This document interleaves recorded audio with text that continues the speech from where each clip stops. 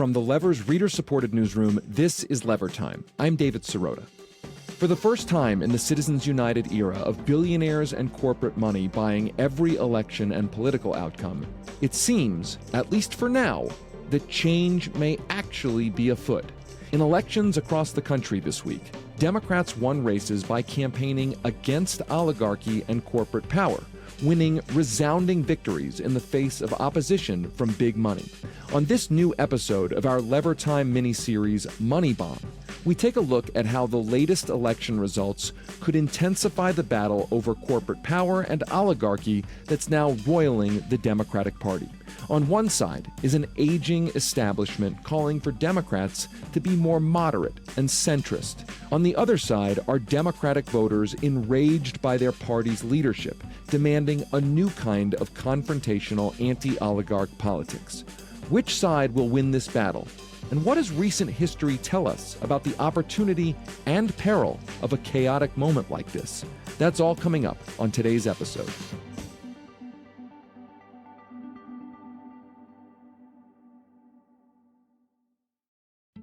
In addition to being a city with a proud progressive history, we are also the wealthiest city in the wealthiest country in the history of the world.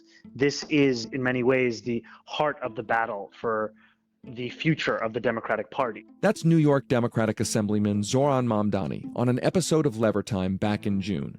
He was describing to me the central message of his underdog campaign for mayor. A battle between cosmopolitan finance and the ideals that brought so many to call themselves Democrats in the first place, a commitment to the working class. Less than 5 months later, Mamdani is now the mayor-elect of New York City and one of his party's highest-profile leaders. That battle to redefine the Democratic Party that Mamdani talked about, that was on full display in the lead-up to and in the results of this week's elections across the country.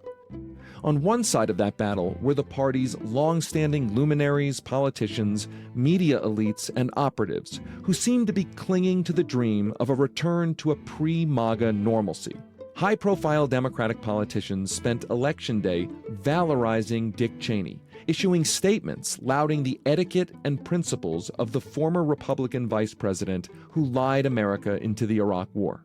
Other members of this Democratic establishment of late have been insisting that their party should construct a big, bland tent that avoids any unifying national agenda at all, or even to try to out-Republican the Republicans on some social issues. They say this is the way to win elections and combat Donald Trump's authoritarianism. These folks often label their agenda as centrism. They argue that the Democratic Party's collapse happened not because the party sold out to big money interests and created conditions for a backlash, but because the party became too hostile to corporatists like former Senator Joe Manchin. What happened over the past 15 years is the Democratic Party made room on its left and closed down on its right. That's New York Times columnist Ezra Klein this week, predictably parroting this so-called centrist plan for Democrats. It should learn things from Sanders and Mamdani. There should be at least as much talk of what they should learn from Joe Manchin. The most important question the party needed to be asking in that era was, where do they find more Joe Manchins? How do they make more Joe Manchins possible? On this other side of the battle for the soul of the Democratic Party are Democratic voters who do not seem to be pining for more Joe Manchins. According to recent polls, Democratic voters are more enraged at their party's leaders than they have been in decades, and for good reason.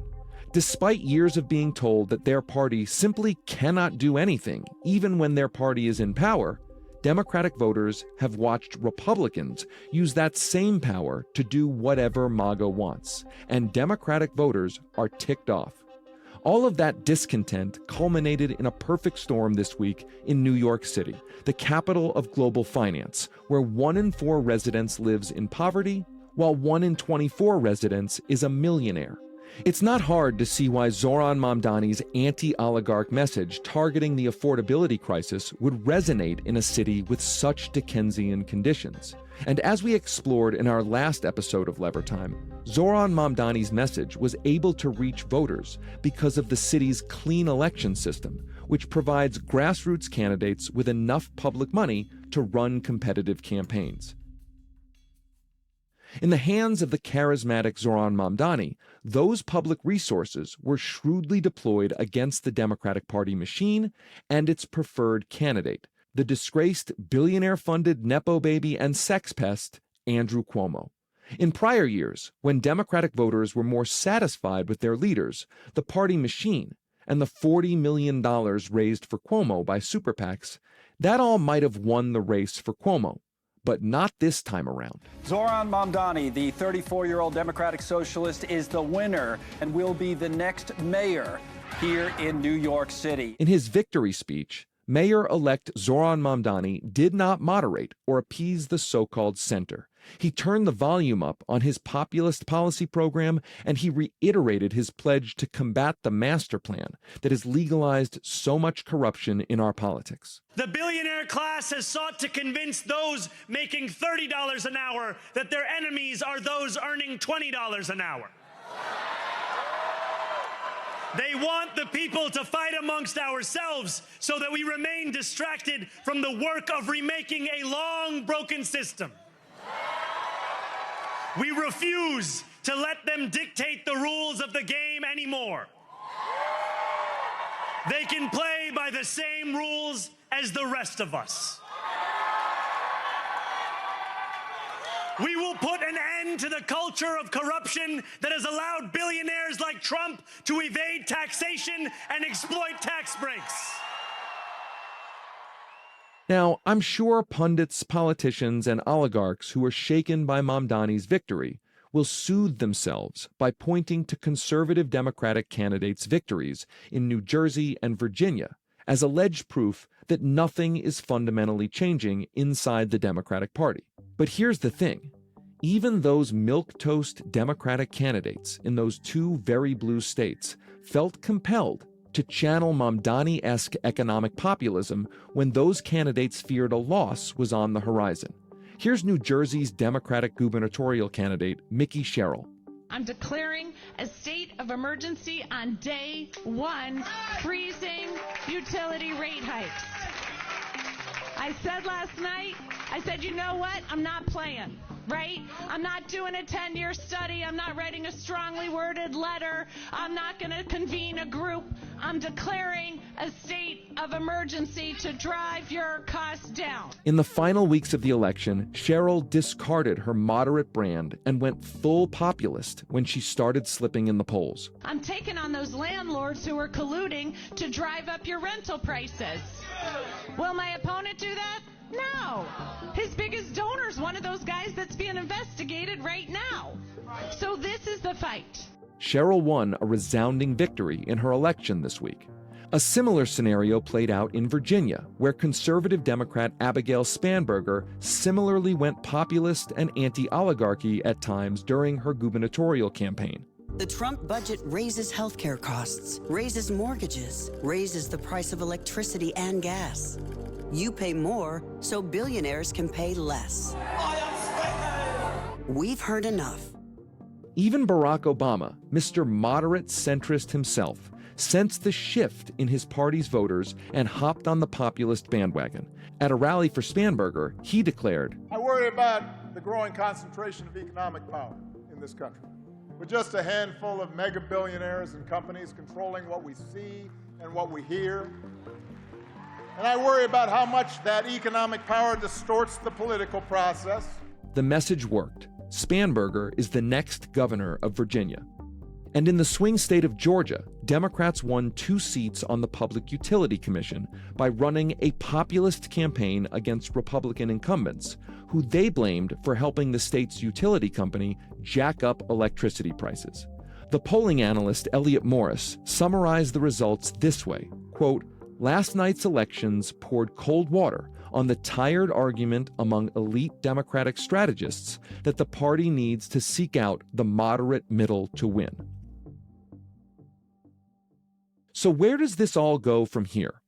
To be honest, I'm not quite sure, but it seems like the first day of the rest of our political lives, which is probably why I'm experiencing a bit of déjà vu. To me, this era seems vaguely similar to a moment in 2007, when the crimes and corruption of a second-term Republican presidency were demoralizing and enraging the country every day, and the old guard Democratic leadership looked similarly dazed, confused, and complicit. Back in 2007, I published a book called The Uprising, which posited that the growing anger at the status quo would not dissipate. I argued that it would be channeled into either a center-left New Deal-esque movement or a far-right reaction.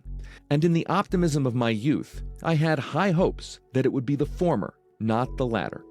For a while, it seemed like I might actually be correct. Progressive populism helped elect Barack Obama in 2008. But the Democratic Party ultimately failed to keep its promises and instead delivered more of the same during the financial crisis and the Great Recession. That opened the door to the conservative populism of the Tea Party movement, which was boosted by money following the Citizens United ruling. All of it ultimately birthed MAGA, the Trump presidency, and the societal meltdown that continues to this day. It's a meltdown I documented in an audio series called Meltdown, which you can find over at Audible. So my take on this week's elections is this. If Democrats repeat those same mistakes from a generation ago, if they do not now deliver on their populist campaign promises to challenge oligarchy and to root out corruption, and if Democratic voters do not hold them to those promises, then this hopeful moment will be wasted, and America's faith in democracy may never recover. And unfortunately, that possibility is very real, because clearly there are some powerful Democratic politicians, media voices, and donors who would rather just go back to brunch, maintain the status quo, and forget all about what the Democratic candidates said in order to win in this week's elections. On the other hand, if Democrats actually learn from the cautionary tale a generation ago, and if they really listen to the voters of today, then this moment could have staying power. If Democrats reorient their party back to the New Deal-style populism that supports the working class, if they declare war on corruption, and if they genuinely combat the corporations and billionaires ruining everyone's lives, then this uprising against the Citizens United era could pull America back from the brink. I cannot predict which of these paths Democratic politicians will pick, but I also know the choice isn't theirs. It's ours, if we're willing to do the work to hold Democrats accountable. In the coming weeks, the debate over the Democratic Party's future will intensify, and the question about whether Democrats should be more moderate or centrist will continue. And so let me confess, when I hear a word like moderate or centrist used by politicians or by corporate media, I often think of this line from The Princess Bride. You keep using the word. I do not think it means what you think it means. You see, for most of my life, pundits have been using terms like moderate or centrist to describe corporate-friendly politicians who oppose wildly popular policies and champion donor-coddling policies on the fringe of public opinion. It's been a kind of Jedi mind trick, an attempt to launder corporatism as centrism.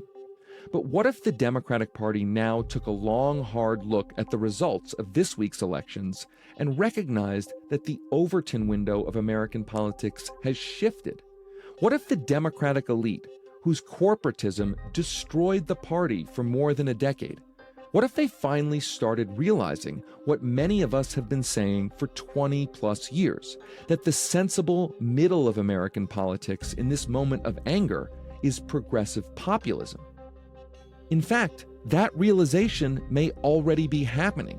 We're watching politicians who describe themselves as moderates and centrists now championing and mainstreaming and winning elections using a lot of the anti-oligarch rhetoric and policies promoted by people like Bernie Sanders, Elizabeth Warren, and Zoran Mamdani.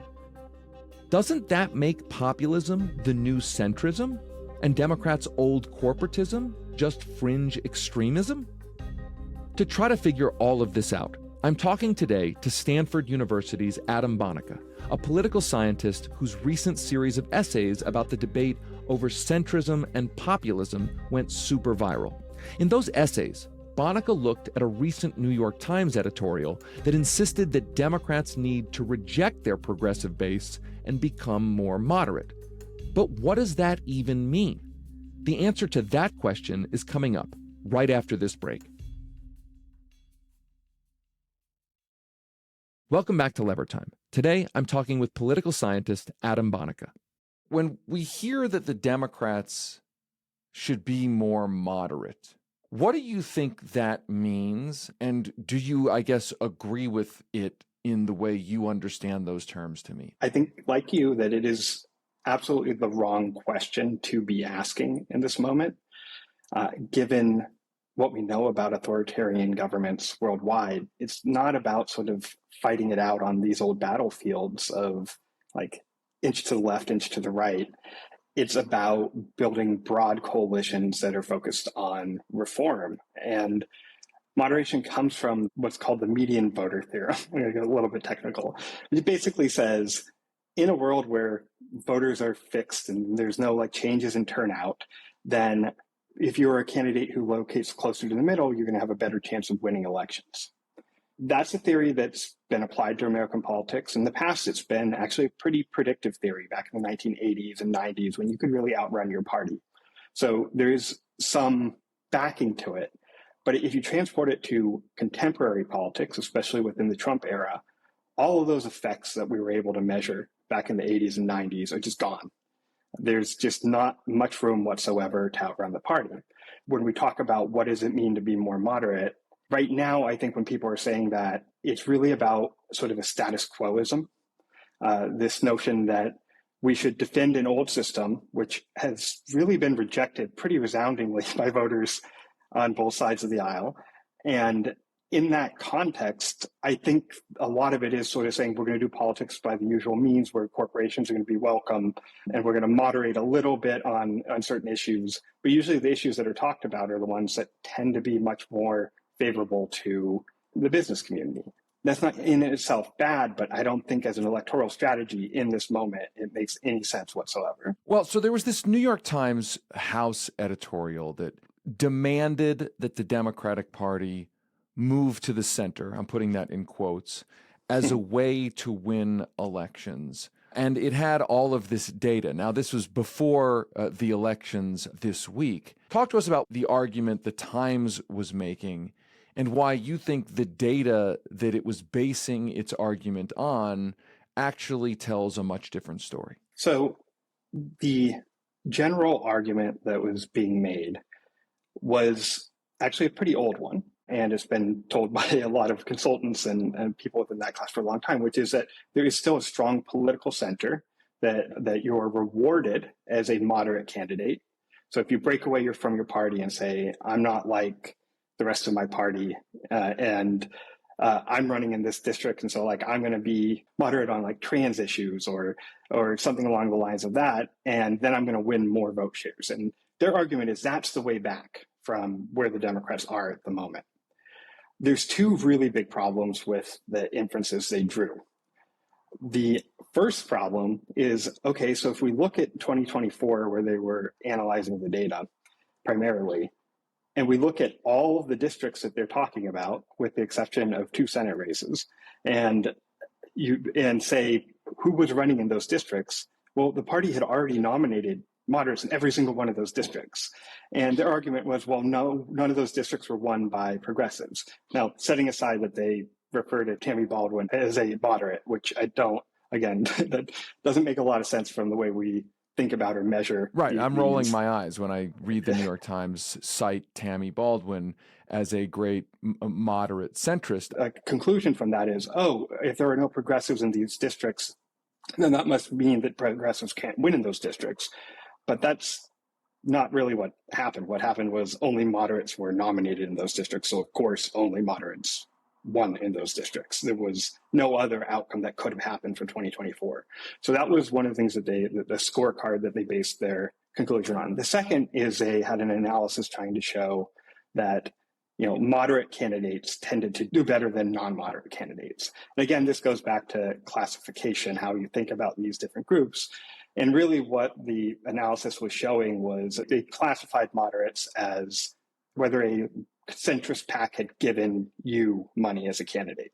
So like an endorsement in that context. And if you look at that, well, really they're just comparing a bunch of candidates who were well-resourced, well-funded in competitive districts that are running competitive contests against the rest of the entire field of Democratic candidates, many of whom are raising zero money. They're in non-winnable districts. And once you just adjust for that, you find out that, oh, there's actually, again, no real moderation advantage, or not a sizable enough one to really swing any seats. Right. It's like correlation versus causation. Yeah. Moderates, meaning business-friendly candidates, tend to win more Democratic primaries, I would argue, because they have more access to the kinds of monetary resources to run competitive, successful campaigns. They become more often the nominees in the really highly contested districts. And in different presidential years, under different circumstances, those districts tend to go with or against the current president. I mean, I think about this week's election results. My takeaway from, for instance, New Jersey and Virginia is it didn't matter what ideological complexion the Democrats nominated in very blue states like Virginia and New Jersey, that those nominees were almost guaranteed to win in a moment when Donald Trump is the president. I think that we all want to storify these wins as, something more complicated than just that. Than in a general election setting in Democratic states, most Democrats come out and they want to vote against Trump because he's in office. And by the way, the last time that Virginia elected a Republican governor, Joe Biden was president. It was another one of these, the party that's out of power is voting against the party that's in power in the White House. So I wonder if you agree with that these races are so nationalized that perhaps most of the debate about whether progressive or moderate or conservative or liberal nominees papers over the fact that we're living in a nationalized environment. You put your finger on exactly what is happening in U.S. elections. You can't outrun your party significantly anymore because everything has become so nationalized. There was a time when if you were a registered Democrat or a registered Republican, you really didn't know how you were going to, you were split your ticket. That's relatively rare now. And of the very small percentage of swing voters, they tend to be more erratic than they are predictable in these contexts.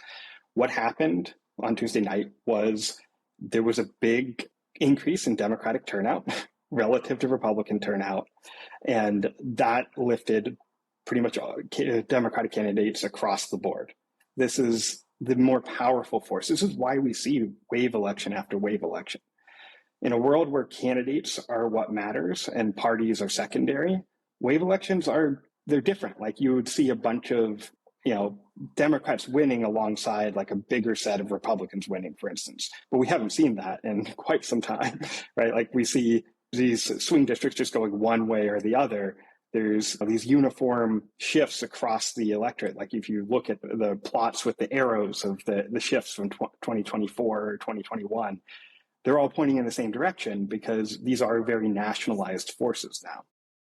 We're going to take one more quick break. Reminder, if you'd like to enjoy this podcast without any ads and to gain access to bonus episodes, including an extended version of this interview, you can support us by becoming a paid subscriber. Head over to levernews.com for more information or click the link in the show notes. We'll be right back. Welcome back to Lever Time. One of my favorite campaigns I ever worked on was Brian Schweitzer became the governor of Montana in 2004 when the Democrats lost almost everywhere else in the country. And Brian Schweitzer's a Democrat who won in a Republican-leaning, at that point, and now a deeply Republican state of Montana. That kind of thing doesn't really happen much, if at all, anymore, because we are living in a completely different world. So then let's go back to this question of, moderate versus populist.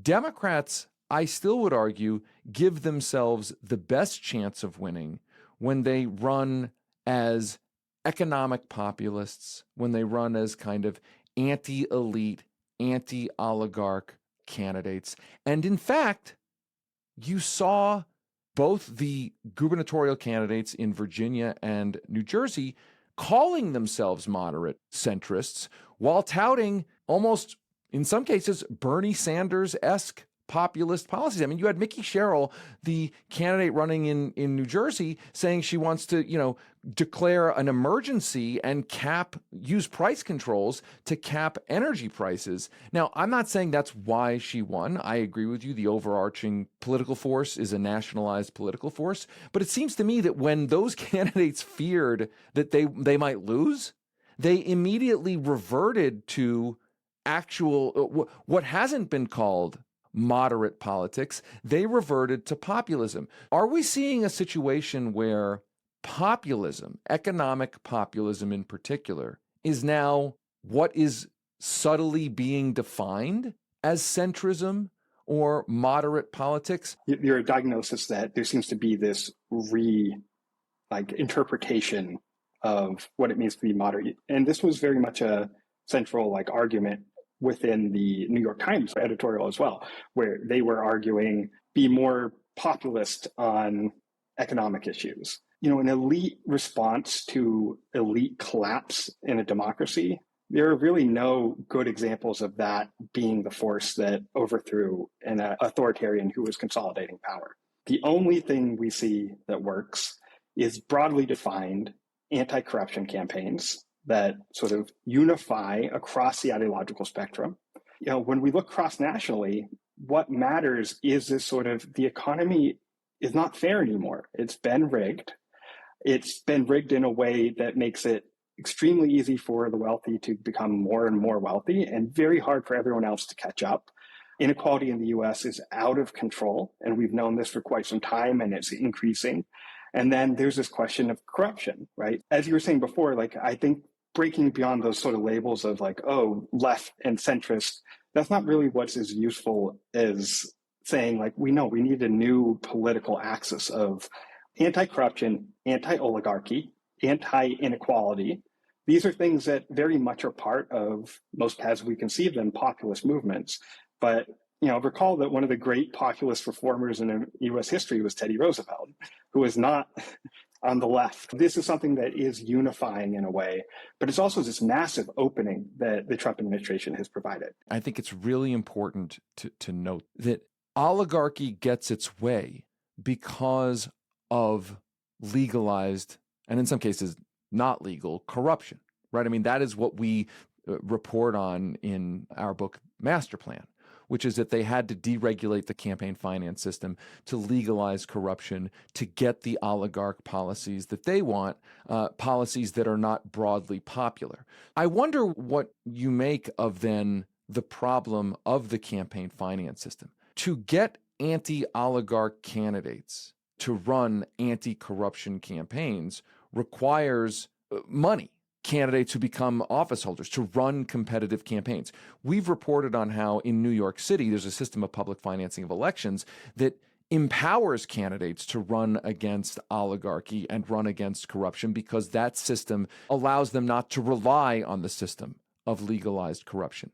What about this problem where if the Democrats need to have more anti-oligarchy, anti-corruption candidates, but they are inside of a campaign finance system that preferences oligarch-funded, pro-legalized corruption candidates, what is to be done? This has been something that I've been studying for 15 years, so I'm going to break it down.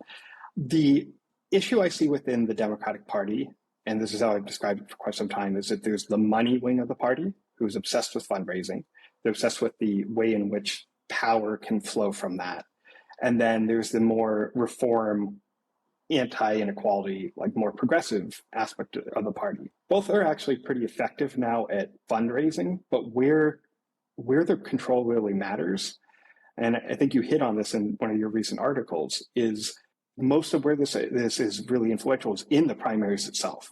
So when you get to the general elections, the money you spend is helpful, but it's not going to win you an election. If you double the spending of your opponent, you may eke out 0.1% in vote share on average. Right. So general elections are typically the nationalized environment. Yes. It's just going to be what is happening at the national level. Maybe you can move it at the margins, but it's in the primaries where this is decided. In the primaries, it is absolutely determinative. It's the thing that determines whether someone can show up and run for office. And remember, in our system of government, to run for office usually means that you have to be in a financially comfortable enough position to say, I can essentially either take work off for a year or put it to the side. This is a big reason why we have so many lawyers in office and professionals, because they're often more likely in that tiny sliver of society who can do that. And so that's the first financial hurdle that we face for candidates who want to run for office. Second one is, okay, so now I've decided to run for office. Where's the resources for my campaign going to come from? Now, if I'm already pretty well off, have a bunch of friends with deep pockets, that's not a big problem for me. Like my early fundraising during my first 3 months of my campaign is going to go pretty swimmingly. That is the signal that then the media picks up on to say this is a viable candidate. He or she just raised $500,000 in their first few months of their campaign. This is a serious candidate. Whereas another candidate maybe really have a much better story, a much better message, be a much more effective legislator. But we're never going to see that person emerge in the same way because they have all these different hurdles. And so, for instance, part of the reason that we see so few young people in office is that it's just really hard to raise money when you're 30. So on average, a candidate who runs when they're 30 needs to find 5 times as many donors just to keep pace with someone who's 60, because their donors at 60 are giving a lot more money on average. Because their contemporaries as older people are further along in their economic life, and in theory, therefore have more disposable income than somebody who's a 20-something whose contemporaries are just out of college. Exactly. That's the great filter in American politics. You have to get through that, and there are exceptional candidates who can do that, or there are strong candidates who can do that in systems that are set up to facilitate it. It's not easy in any context, but as you pointed out, in New York City, it is much more viable to run that type of campaign than it is in most places in the country. We also have a lot of comparisons we can draw with other democracies, right? There are a lot of ways to select candidates, to nominate candidates to be on your party slate. And one of them is the party just picks and says, here are the types of people. This closed PR is what it's called. And you see that in a lot of Nordic countries, and they will go out of their way. So you could imagine after the 2024 election, where the Democrats are like, we're losing the working class in a way that we shouldn't. What we should do is we should now nominate a bunch of strong working class candidates. That would seem to be the best response in that scenario, but none of that emerged from the Democratic sort of thinking or circles. They think that they can't raise money, but there's really no evidence whatsoever that voters penalize working class candidates. In fact, they seem to penalize other types of candidates. Working class candidates are run just once they get to the general elections, do just as well as everyone else. Adam Bonica is a professor of political science at Stanford. His research is at the intersection of data science and politics. He has a great Substack, which I read. It's called On Data, on Democracy. We will link to it in our show notes. Adam, thanks for your time today. Yeah, thanks for having me on. Thanks for listening to this episode of Lever Time. Check out our new book, Master Plan, The Hidden Plot to Legalize Corruption in America, where we tell the wild story of how Citizens United gutted our campaign finance system. Get the book by using the link in our show notes or by visiting levernews.com/book. To check out Adam Bonica's Substack, click the link in our show notes. Lever Time is a production of The Lever. This episode was produced by Natalie Bettendorf and Ariella Markowitz. It was edited and mixed by Ron Doyle. Our theme music is by Nick Campbell. You can subscribe to Lever Time on Apple Podcasts, Spotify, iHeartRadio, or wherever you get your podcasts. For ad-free episodes, exclusive bonus content, and access to The Lever's entire archive of investigative journalism, please consider becoming a premium subscriber right now. Head over to levernews.com to learn more about becoming a paid subscriber or click the link in this episode's show notes. I'm David Sirota. We'll be back next week with another episode of Lever Time.